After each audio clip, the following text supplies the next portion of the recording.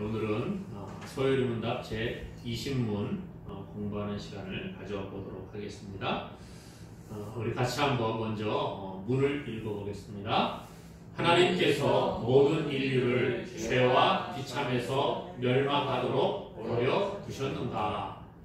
네, 답을 같이 한번 볼까요? 하나님께서 당신의 순전하고 선하신 기쁨에서 영원부터 몇 사람을 영생에 이르도록 선택하시고 은혜 언약을 체결하사 그들을 죄와 비참에서 건져 구속자를 통한 구원의 상태로 옮기신다. 오늘은 서열문답 20문을 중심으로 해서 하나님의 선택과 은혜 언약이라는 제목으로 말씀의 은혜를 나누고 보고자 합니다. 재판장에서 도둑질을 한 피고가 재판을 받게 되었습니다. 검사와 변호사의 변론이 오고 가고 드디어 판사의 판결이 나기를 기다리고 있습니다. 판사는 단호하게 피고의 죄를 인정하고 벌금형을 무겁게 선고를 했습니다. 그리고 재판이 끝난 다음에 이제 판사가 판사복을 벗고 재판정에서 내려와 그 죄수에게 가서 많은 액수의 벌금을 대신 내줍니다. 그리고 그 죄인을 껴안고 눈물을 흘리면서 다시는 죄를 짓지 말라 이렇게 아주 그냥 간절한 마음을 가지고 이렇게 이야기를 합니다. 이 죄를 지은 사람이 바로 판사의 아들이었다는 거죠. 하나님의 사랑은 이러한 이 판사의 사랑보다 훨씬 크고 놀라운 줄로 믿습니다. 죄인인 사람들을 위하여 사랑을 베푸시는 하나님이 바로 우리가 믿는 하나님이라는 거죠. 오늘 서열문답 20문에서는요. 죄로 인해서 죄와 비참에 빠진 사람들을 멸망에 그냥 내버려 두지 아니하시고 하나님께서 선택하신 자들에게 구원의 은혜를 베푸신다. 이렇게 말씀을 해주고 있습니다. 그래서 하나님께서 하나님의 백성들을 선택하시고 은혜를 베푸신다는 거예요. 오늘 먼저 하나님의 선택을 살펴보기 원합니다.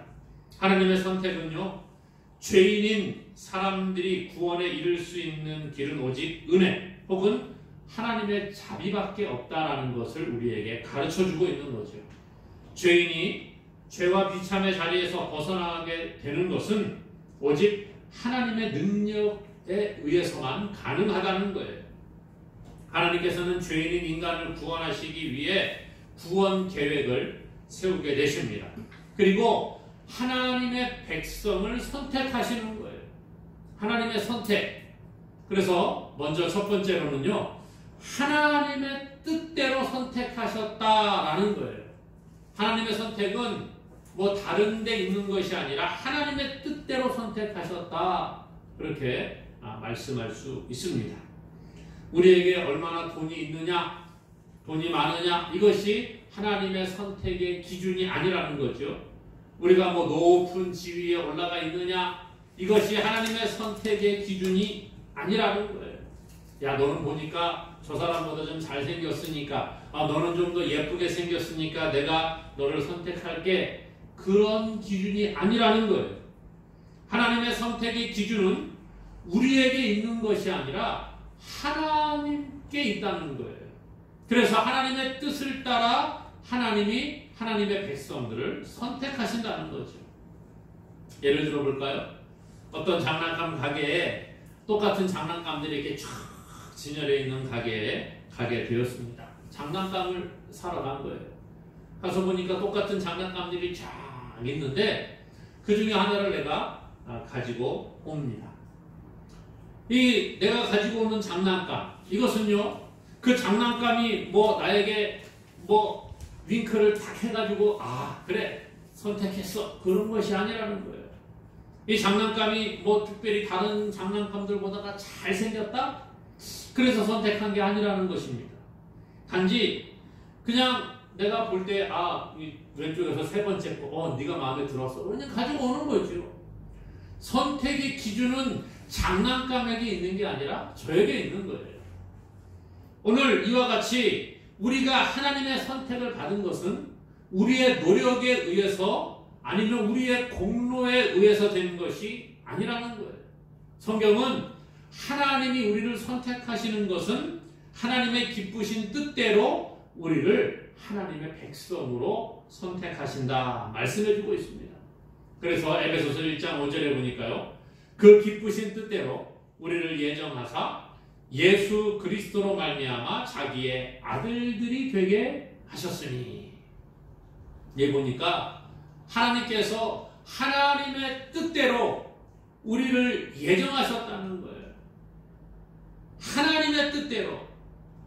만일 우리의 행위가 그 기초가 된다고 한다면 구원 백성이 선택받는 명확한 기준을 우리가 찾아야 한다는 겁니다. 그렇죠. 기준이 어떤 것인가를 우리가 알아야 되는 거예요. 예를 들어서 하나님이 우리의 행위를 가지고 구원하신다. 야, 너 일생 동안 살아가면서 도둑질은 딱 2번만 허용해. 3번이면은 삼진아웃이야. 만약에 하나님이 그러셨다고 생각을 해보세요. 그러면 우리는 평생을 살아가면서 하나님의 기준인 2번 이하로 맞추려고 수많은 노력을 하며 살아가게 될 것입니다. 또 다른 사람이 아니라 내가 선택받기 위해서 그 사람과 경쟁을 하고 그렇게 되겠지요. 예를 들어서 아까 말씀드린 것처럼 그냥 도둑질을 하나 이것이 아니라는 거예요. 만약에 우리의 행위를 통해서 하나님이 우리를 선택하신다면 그 기준에 우리가 맞추기 위해 얼마나 많은 혼란과 갈등을 야기하게 되겠느냐 하는 것입니다. 그러나 하나님의 선택의 기준은 우리의 행위에 있는 것이 아니라 오직 하나님의 은혜로 되는 것입니다. 전혀 조건을 따지지 않는 무조건적인 선택이 바로 하나님의 선택이라는 거예요. 그래서 디모데후서 1장 9절에 보니까요, 하나님이 우리를 구원하사 거룩하신 소명으로 부르심은 우리의 행위대로 하심이 아니오 오직 자기의 뜻과 영원 전부터 그리스도 예수 안에서 우리에게 주신 은혜대로 하심이라. 말씀해 보니까요, 뭐라고요? 하나님이 우리를 구원하신 것은 우리의 행위를 통해서 구원하신 게 아니라는 거예요.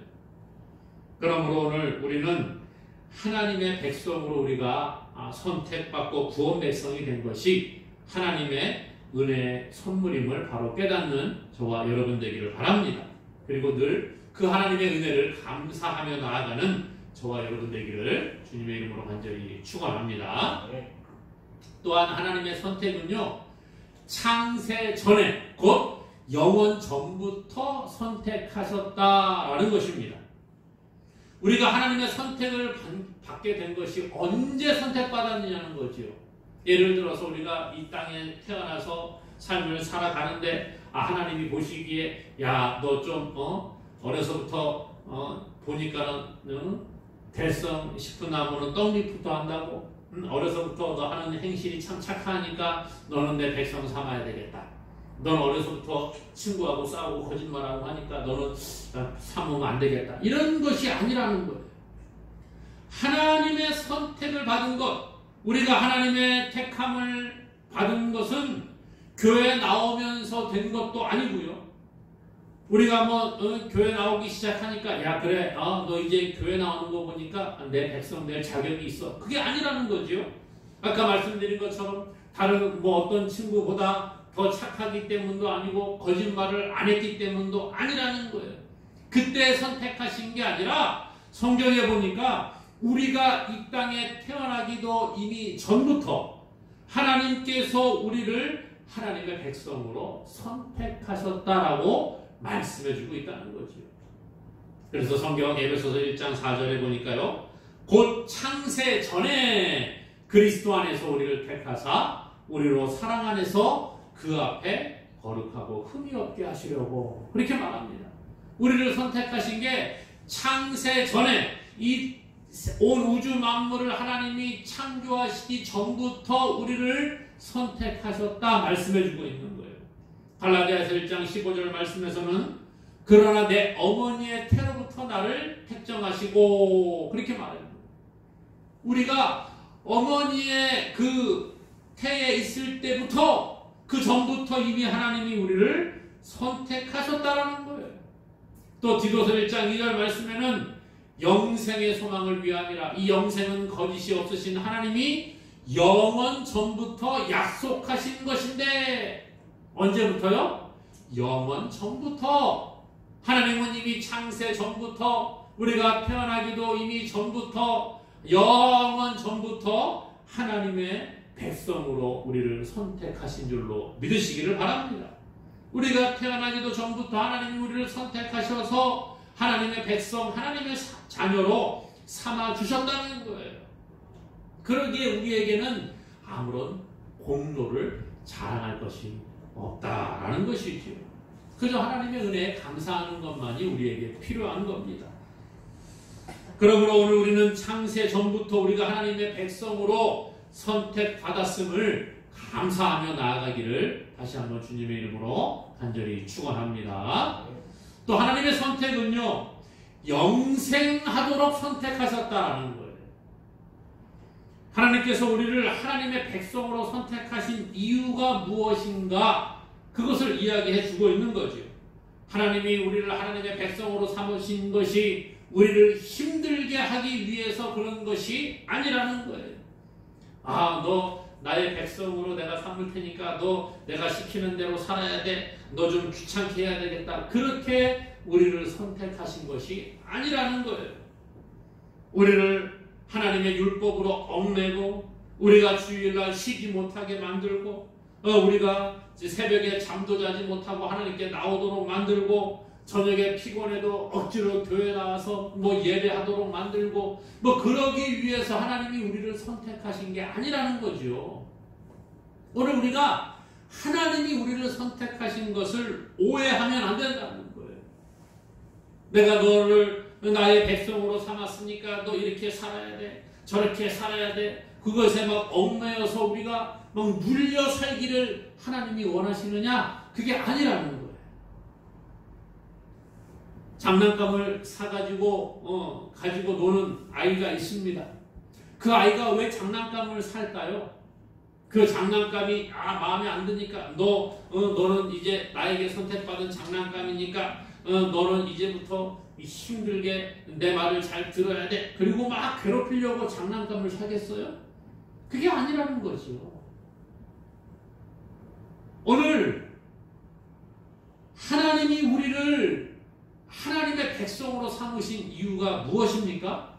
우리가 하나님의 은혜 안에서 행복을 누리며 살기를 하나님은 원하시는 거예요. 그래서 하나님은 세상 온 우주 만물을 창조하시고 아담을 창조하신 다음에 아담을 에덴에 두시는 겁니다. 그리고 아담이 에덴 동산에서 복을 누리며 영원히 살기를 하나님은 기뻐하셨다라는 거예요. 그래서 성경 창세기에 보게 되면 하나님께서 아담을 창조하시고 에덴이라는 동산에서 그곳을 경작하게 하시지요. 그러면서 뭐라고 하느냐? 그곳에서 생명나무를 그 나무의 열매를 먹으며 살도록 허락을 하시는 거예요. 왜요? 아담이 그곳에서 하나님이 창조한 그 에덴을 누리며 살기를 원하시는 거예요. 실제로 그곳에서 하나님이 아담이 복되게 살고 그곳에서 아무 부족함이 없도록 살 수 있도록 에덴을 아주 아름답게 만들어 놓으셨지요. 하나님은 모든 환경을 다 조성하신 후에 아담이 그곳에서 복을 누리며 영원히 살기를 원하시는 거예요. 지금도 마찬가지입니다. 죄로 죽었던 우리를 하나님이 왜 구원하셔서 하나님의 백성 삼으십니까? 우리가 하나님을 믿음으로 영원한 생명을 누리며 살도록 복을 주시기 위해 우리를 선택하셨다라는 거예요. 왜냐하면 그리스도 안에 있는 사람들은 하나님께서 온 천하를 주고도 바꿀 수 없는 가치 있는 존재로 여기시기 때문인 줄로 믿습니다. 그래서 마가복음 8장 36절에 보니까 사람이 온 천하를 얻고도 자기 목숨을 잃으면 무엇이 유익하리요? 그랬어요. 온 천하보다 목숨이 더 귀하다는 거예요. 에베소서 1장 5절부터 7절까지 말씀해 보니까 이렇게 말합니다. 그 기쁘신 뜻대로 우리를 예정하사 예수 그리스도로 말미암아 자기의 아들들이 되게 하셨으니 이는 그가 살아나시는 자 안에서 우리에게 거둬주시는 바 그의 은혜의 영광을 찬송하게 하려는 것이라. 우리는 그리스도 안에서 그의 은혜의 풍성함을 따라 그의 피로 말미암아 속량 곧 죄사함을 받았느니라. 또 요한 1서 2장 25절은 우리에게 이렇게 말합니다. 그가 우리에게 약속하신 것은 이것이니 곧 영원한 생명이니라. 무엇을 약속하셨다고요? 영원한 생명, 영생을 우리에게 약속하신 거예요. 그러므로 하나님이 우리를 선택하신 이유는 우리를 괴롭게 하려고 하는 게 아니라 우리가 영원한 생명을 누리게 하기 위함인 줄로 믿으시기를 바랍니다. 그러므로 오늘 우리는요, 우리에게 영생을 주신 하나님을 높이는 자들이 되어야 하는 것이에요. 그러면 어떤 사람은 이런 질문을 할 수 있습니다. 무조건 선택에 대한 질문인데 하나님의 선택이 그러면 불공평한 것이 아닌가? 이렇게 물어보는 사람들이 있는 거예요. 이 말은 하나님께서 누구는 구원하시고 누구는 구원하지 아니하시고 지옥에서 살도록 하시고 왜 하나님 그렇게 하시느냐? 하나님 참 불공평한 하나님이에요. 이렇게 말할 수 있다는 거지요. 하나님의 선택에 대해서 많은 사람들이 오해하는 것 가운데 하나가 그거예요. 하나님이 왜 어떤 사람은 선택해서 구원 백성 되게 하시고 어떤 사람은 지옥 가도록 그렇게 막 저주를 하시느냐? 이렇게 질문을 하더라고요. 뭐 어떻게 보면 이유가 있는 질문인 것 같습니다. 그러나 우리는 성경을 오해하기 때문에 이런 질문을 하게 되는 거예요. 예수님은요, 이 비유를 통해서 하나님이 불공평하신 하나님이 아님을 우리에게 말씀해 주고 있습니다. 마태복음 20장에 보면 포도원 품꾼의 비유를 예수님이 소개를 해 주시지요. 포도원의 주인이 품꾼을 얻으려고 나갑니다. 하루에 한 데나리온을 주고 내가 당신을 쓰겠소 라고 약속을 하고 사람을 이제 데리고 와서 포도원에 일을 시키는 거예요. 많은 사람들이 아침 일찍이 나가서 이 주인이 이제 데리고 온 사람들이 일을 하루 종일 열심히 합니다. 이른 아침에 온 사람들이 열심히 일을 하고 있어요. 그런데 예수님 그러시는 거예요. 이 주인이 또 3시에 나아가서 사람을 또 데리고 옵니다. 또 6시에 나아가서 또 다른 사람을 데리고 옵니다. 또 어떤 사람은 또 9시에 가서 당신도 놀고 있네? 그리고 또 데리고 와서 일하라고 시키는 거예요. 마지막으로 11시에 나아가 보니까 그때까지 또 놀고 있는 사람이 있다는 거예요. 이 주인이 불쌍히 여겨서 그 사람도 야, 당신도 와가지고 우리 포도원에서 일하시오. 일을 시킨 거예요. 그리고 난 다음에 이제 맨 마지막으로 11시에 들어온 사람부터 이 주인이 품삯을 주기 시작을 합니다. 얼마를 주느냐? 한 데나리온을 주는 거예요. 왜요? 내가 당신에게 한 데나리온 줄 테니까 와서 일하시오. 약속을 한 거죠. 그렇기 때문에 그 11시에 온 사람에게 한 데나리온을 주었어요. 그러니까 다른 사람들이 아침 일찍 온 사람들이 생각을 하는 겁니다. 야, 저 늦게 온 저 사람에게 한 데나리온을 주니까 나는 아침 일찍부터 저 사람보다 몇 배 일을 많이 했으니까 나는 한 2데나리온이나 3데나리온이나 뭐 이렇게 좀 주겠구나. 아마 그렇게 생각을 했던 것 같아요. 그런데 이 주인이 어떻게 했어요? 11시에 온 사람, 제 9시에 온 사람, 6시에 온 사람, 제 3시에 온 사람, 그 다음에 아침 일찍 온 사람 모두에게 다 동일하게 한 데나리온을 주었다는 거예요. 그랬더니 아침 일찍부터 와서 하루 종일 포도원에서 일한 사람이 주인에게 불평을 하는 겁니다. 아니 주인, 당신 참 나쁜 사람이요. 당신 참 불공평한 사람이요. 나는 아침 일찍부터 나와서 일했는데 당신은 어떻게 저 11시에 나와서 일한 사람이랑 똑같이 우리에게 품삯을 주느냐고 불평을 합니다. 그러니까 주인이 뭐라고 해요? 주인이 마태복음 20장 15절에 이렇게 말합니다.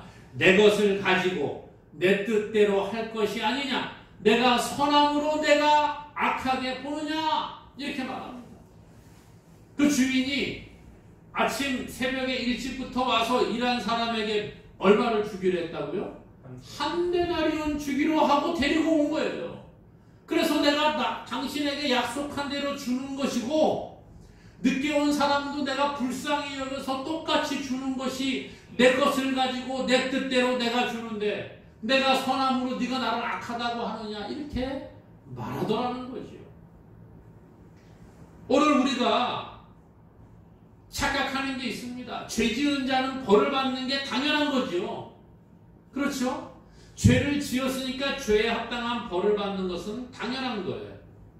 그런데 벌 받은 자를 용서해 주는 것은 은혜입니다. 그렇죠? 불공평이 아니라는 거예요. 그런데 많은 사람들이 죄를 지어서 벌을 받는데 저 벌 받는 사람에게 야, 너 참 불쌍하니까 내가 그 벌 받는 거 탕감해 줄게 용서해 주는 것을 가리켜 불공평하다 이렇게 말한다는 거예요. 예를 들어 어떤 임금이 있는데 임금에게 죄를 지어서 이제 사형에 처할 만한 죄를 지은 겁니다. 그런데 이 사형받아 마땅한 사람이 너 사형 그렇게 했는데 임금이 불쌍해서 그 죄를 사면을 해주고 용서해 주었어요. 그러면 이 죄를 용서받은 사람은 감사하는 거고요. 나머지 사람들도 불평할 이유가 아무것도 없잖아요. 임금의 뜻대로 그냥 한 거니까. 그런데 임금이 그 사형에 처할 사람을 용서해 주었는데 다른 사람이 도리어 불평하더라는 거예요. 이것이 옳지 않다. 이렇게 말해주고 있는 것입니다. 그러므로 오늘 우리가 하나님께서 어떤 사람은 선택하시고 어떤 사람은 그냥 내버려 두시는 것을 가리켜 불평할 필요가 없다. 그렇게 성경은 우리에게 가르쳐 줍니다.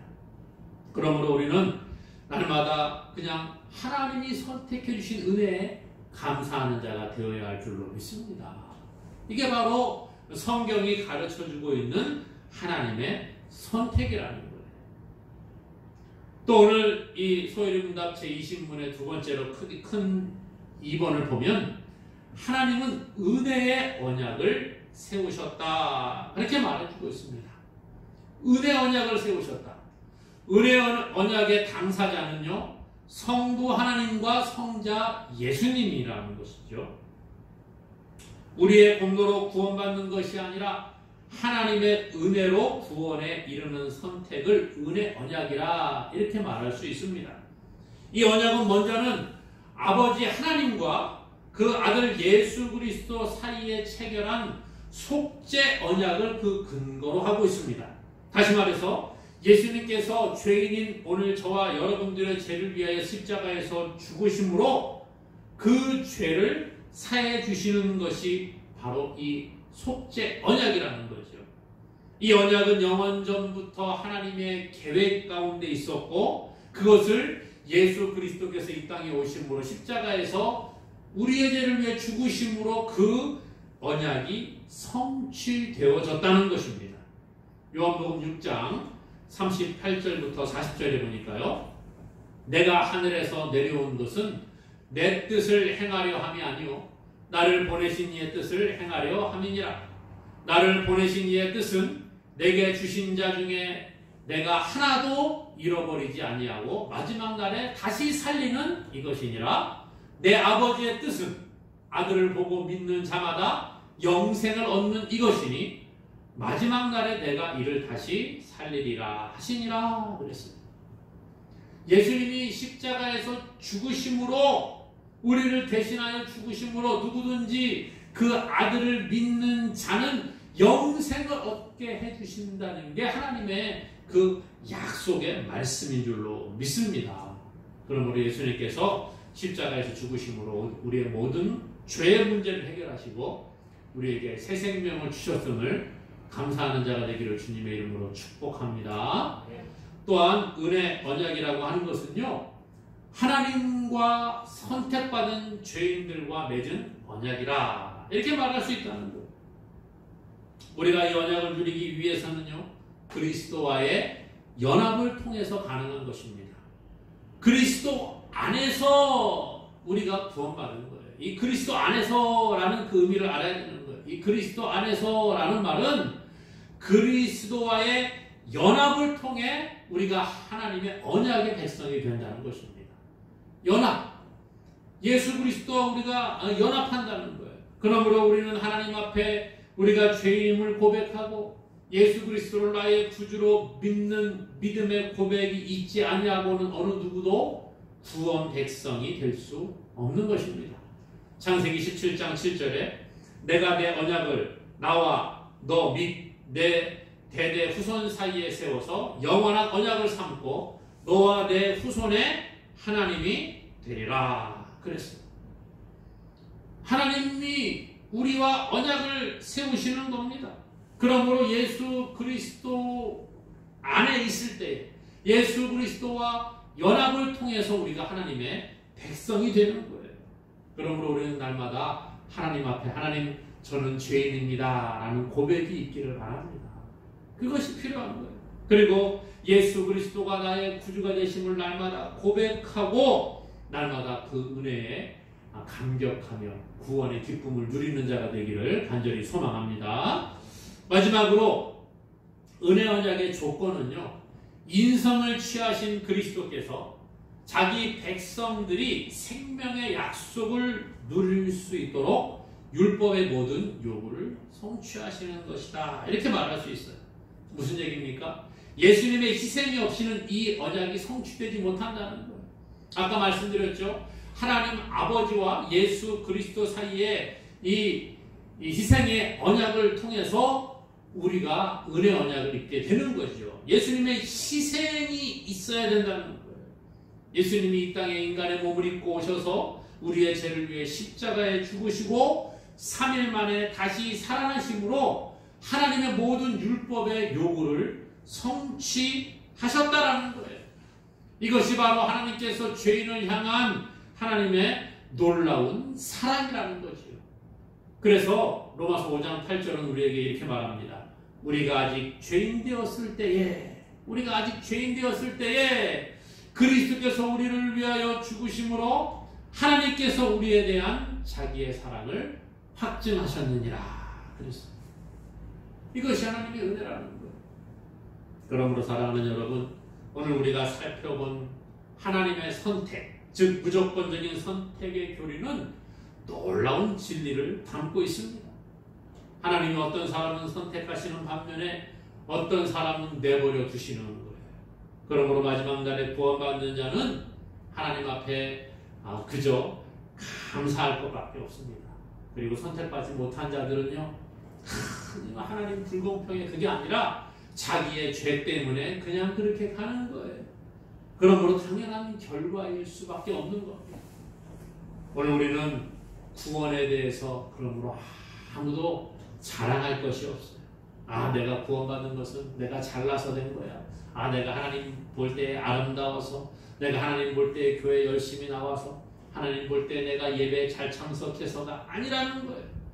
오늘 우리는 아무런 우리의 공로로 구원받은 것이 없기 때문에 오직 우리를 죄에서 구원하신 하나님의 은혜를 날마다 감사하며 살아가야 하는 것입니다. 베드로후서 1장 10절 11절 마지막으로 같이 한번 읽어보겠습니다. 시작. 그러므로 형제들아 더욱 힘써 너희 부르심과 택하심을 굳게 하라.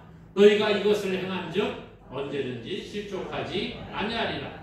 이같이 하면 우리 주 곧 구주 예수 그리스도의 영원한 나라에 들어감을 넉넉히 너희에게 주시리라. 아멘.